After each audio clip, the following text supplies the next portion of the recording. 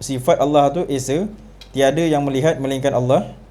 Perbuatan tu pun esa, tiada yang menjadikan, yang memberi takdir melainkan Allah. Jadi nak tengok dekat mana yang kita kata tak serupa, dekat mana yang kita katakan melainkan Allah je ada.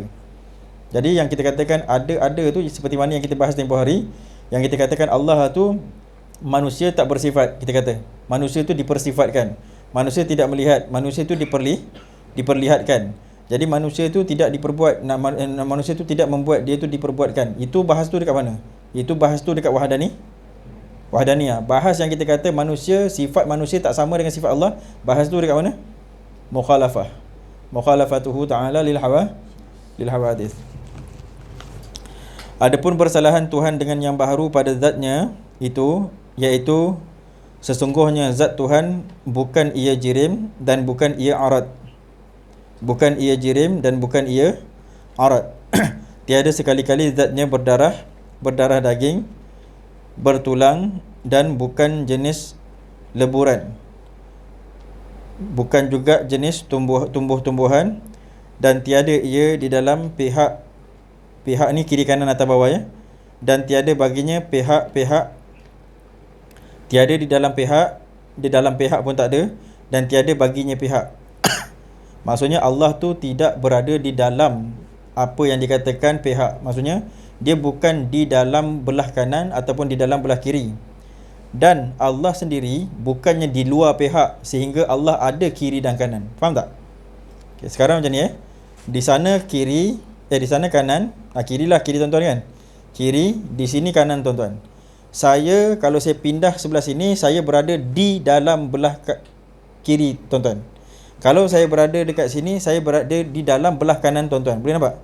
Tapi kalau saya berada dekat sini, saya mempunyai belah kiri dan belah kanan. Boleh faham? Jadi Allah dia bukan berada di dalam pihak, dan Allah bukan ada baginya pihak. Kalau sekarang Allah dekat sini, Allah ada baginya pihak kiri kanan. Boleh nampak? Jadi dia bukan di dalam pihak dan dia bukan di luar pihak. Sebenarnya kalau jadi ini tenafi kalau tuan-tuan ada mengikuti beberapa bahas-bahas dulu tempoh hari, ada orang-orang yang kaki bahas, dia kata Allah berada di luar alam sebagai senjata untuk dia nak keluar. Jadi jawapan dia tu tersangatlah salah. Dia kata Allah berada di luar alam, sebab Allah dia bukan ada di luar ataupun di dalam.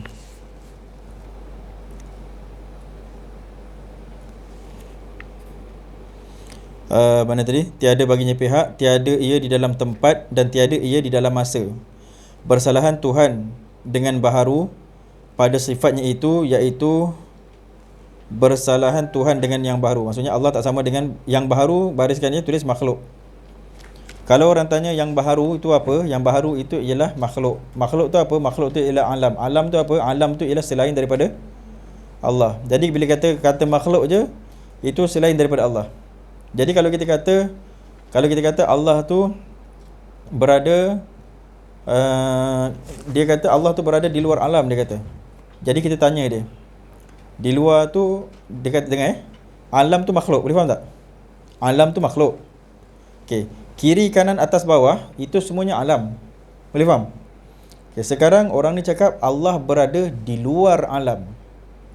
Sebenarnya dia nak cakap yang Allah tu tak ada kaitan dengan makhluk, sebab alam tu adalah makhluk. Okey, sekarang dia kata Allah berada di luar alam. Okey, apa yang tuan-tuan boleh nampak di situ? Bila dia kata Allah berada di luar alam, maksudnya macam mana? Sebenarnya dia sedang mengulang kebodohan diri dia. Sebab bila dia kata di luar alam, yang di luar tu apa? Sekarang kita tanya ni di luar tu. Luar tu kan alam ni makhluk. Yang luar tu apa? Dia makhluk ke Tuhan? Kalau makhluk, dia kat dalam alam. Kan dia kata di luar alam. Jadi kita tanya, luar tu apa? Kalau dia kata luar tu Tuhan, Allah tu Tuhan, murtad.